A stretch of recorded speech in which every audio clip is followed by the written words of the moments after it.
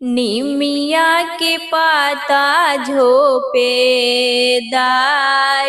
हो, मैया कहाँवा भुलैलू।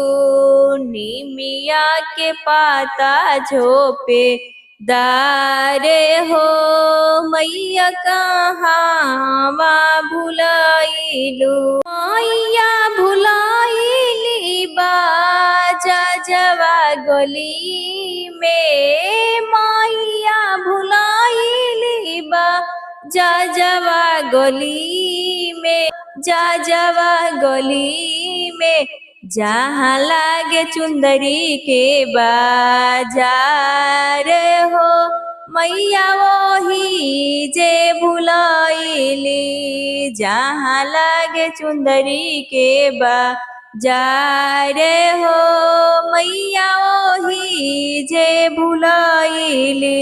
निमिया के पाता झोपेदार हो, मैया कहाँवा भुलैलू। भुलैली पैसरिया गली में, जहाँ लागे सिंदूरा के बाजार हो, मैया वही जे भुलैली।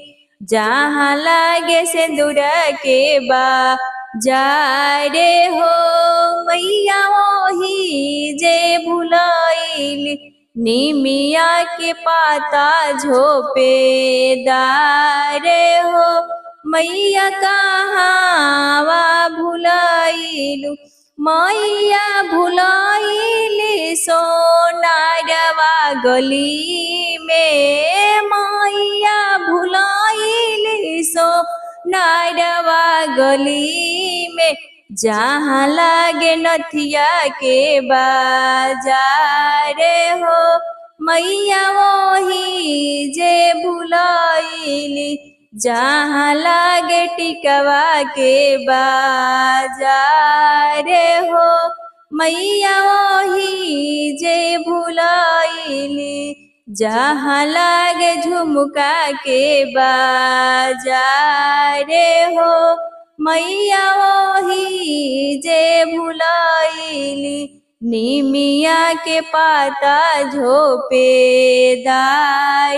हो, मैया कहाँवा भुलैलू।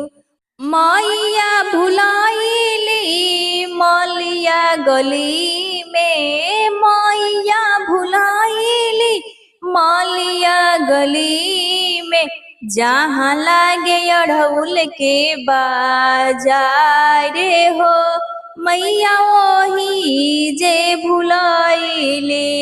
जहाँ लागे अड़हुल के बाजार हो, मैया वही जे भुलैली। निमिया के पाता झोपेदार हो, मैया कहाँवा भुलैली।